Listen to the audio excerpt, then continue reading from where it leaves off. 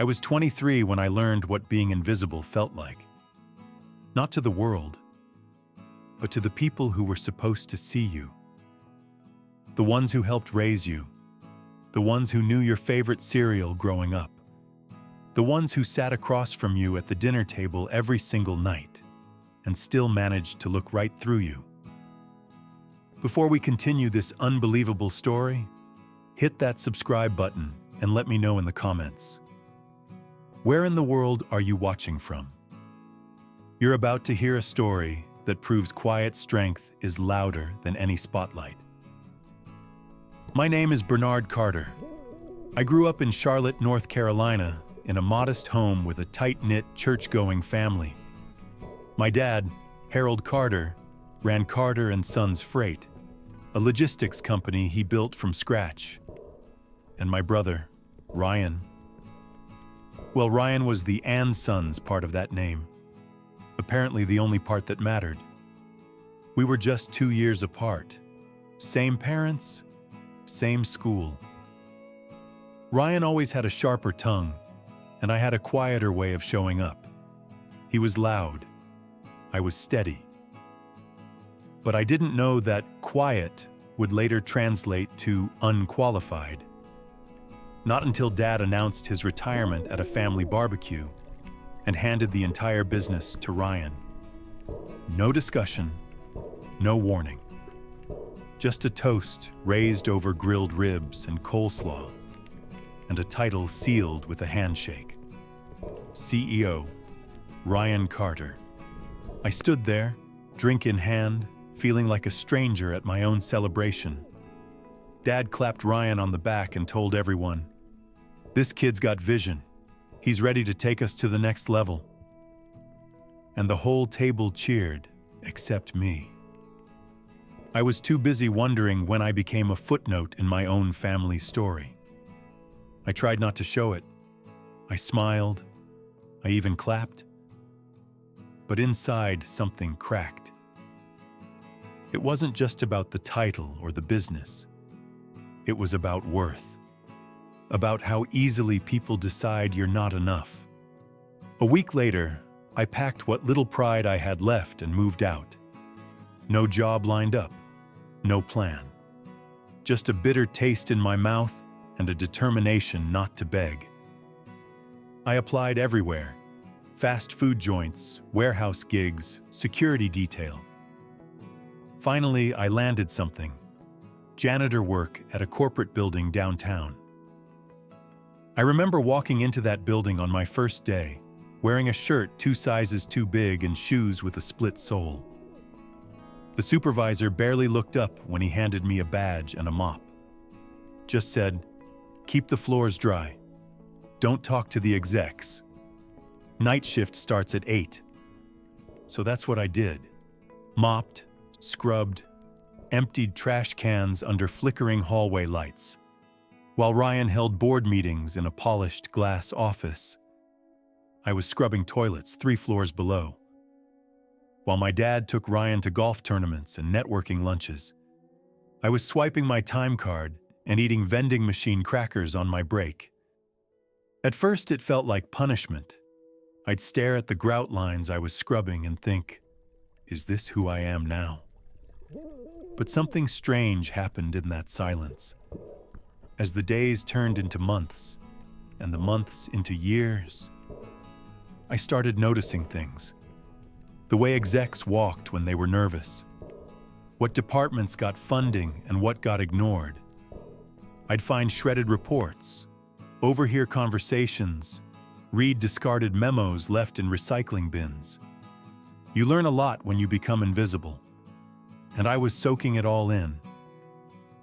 Every night I'd go home to my 1-bedroom apartment, pull off my dusty boots, and scroll through articles about my brother. Ryan Carter expands Carter & Sons into 3 new states. Carter Logistics celebrates record-breaking year. It was everywhere. He was everywhere. And I was the forgotten one. But what no one knew was that while I was scrubbing floors, I was also building something. Not in a warehouse, not in a spreadsheet, but in me. And one day, they'd all find out. I didn't plan to stay in that janitor job forever, but time moves differently when you're stuck in survival mode. 1 year turned into two into 4. Before I realized it, I wasn't just a janitor. I was the janitor. The quiet one who knew the hallways better than the employees did. I memorized which elevators rattled, which lights flickered, and which rooms no one dared enter after hours. I became part of the building. People stopped seeing me altogether, and that's when I started seeing everything.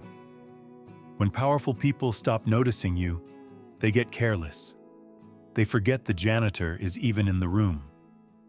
And that made me dangerous. Not because I said anything, but because I listened. I saw interns sobbing in stairwells. I overheard arguments through boardroom doors. I picked up confidential reports thrown away in unlocked bins. Every whispered hallway conversation, every scrap of paper, they all told stories. And over time, I learned how to read between the lines. I wasn't just cleaning up messes.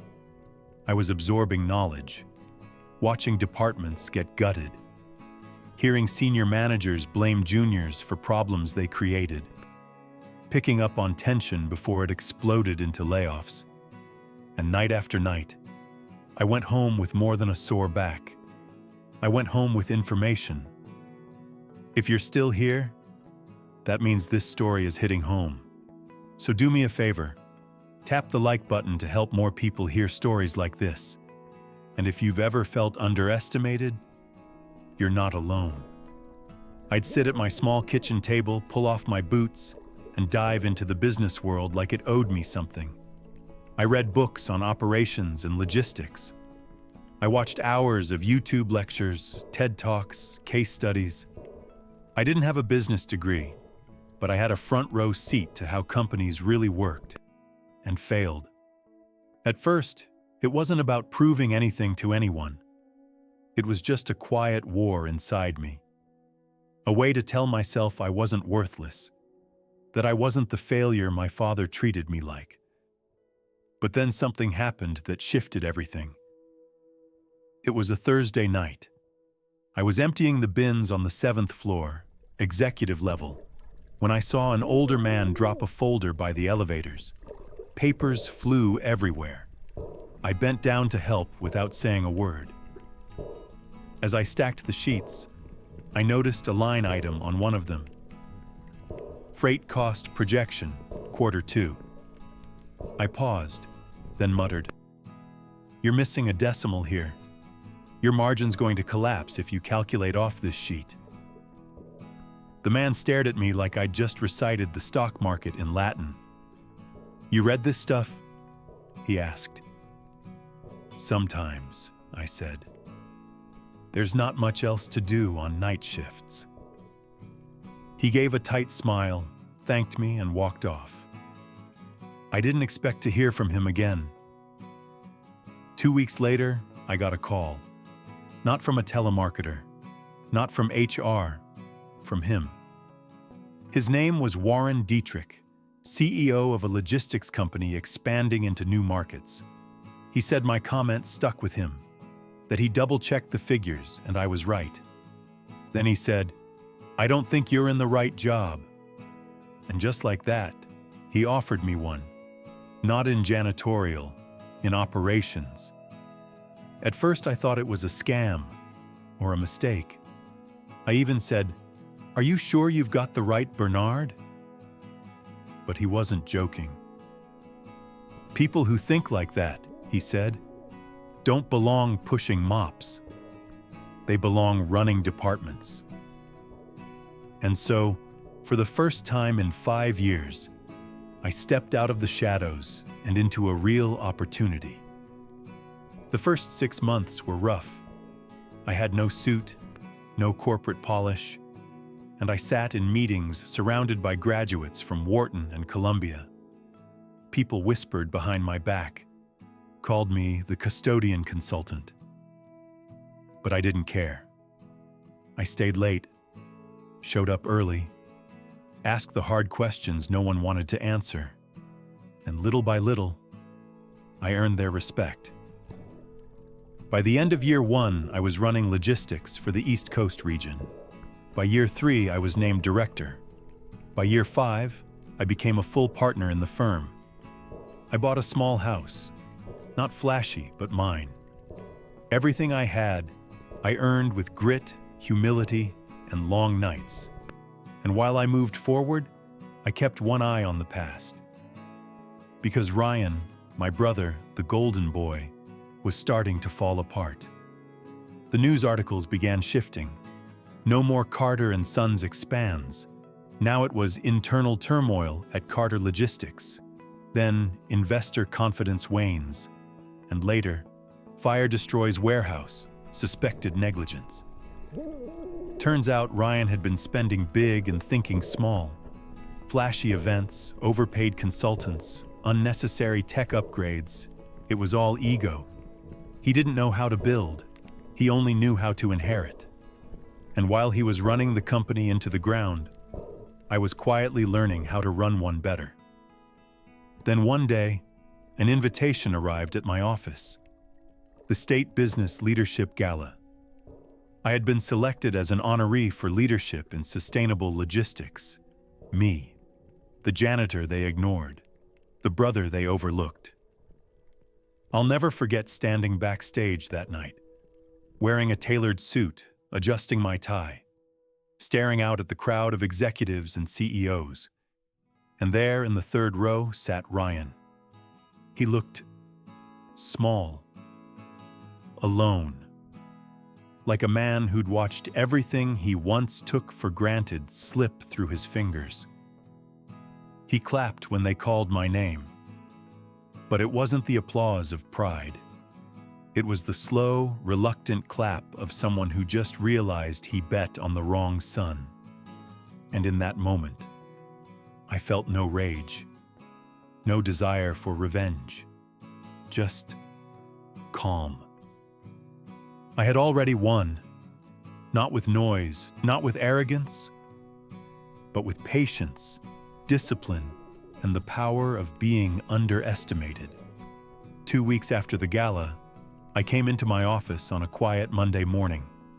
My assistant had left a stack of resumes on my desk. We were hiring for a mid-level regional ops role. Nothing fancy. Just a management position in one of our smaller branches.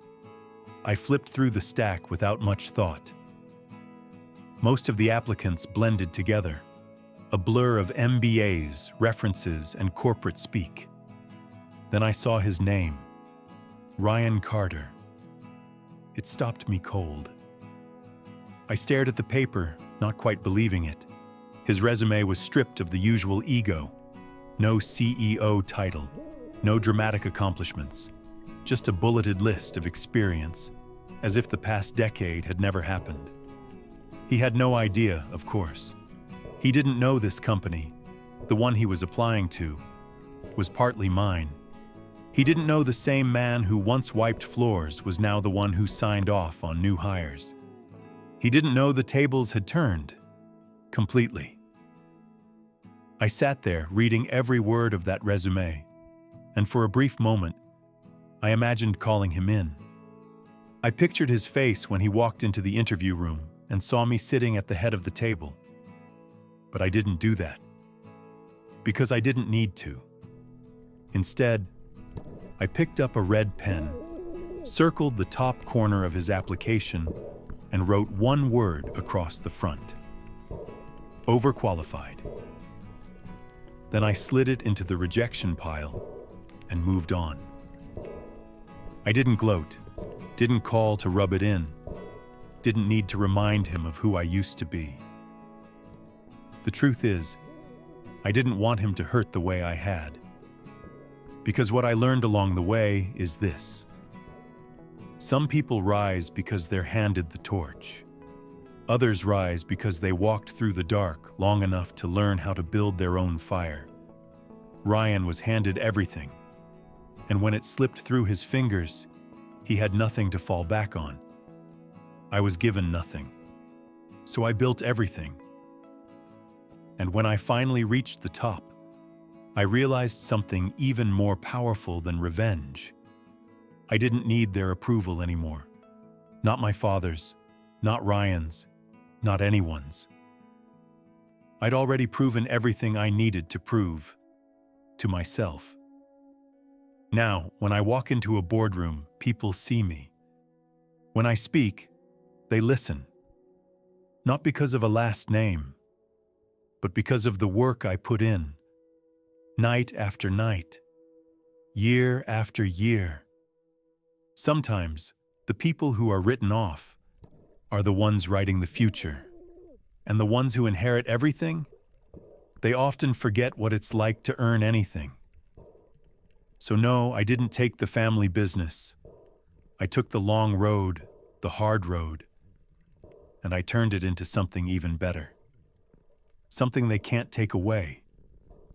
If this story moved you, there are more just like it waiting for you. Subscribe to the channel and turn on notifications so you never miss the next one. Because sometimes, the quietest voices carry the loudest victories.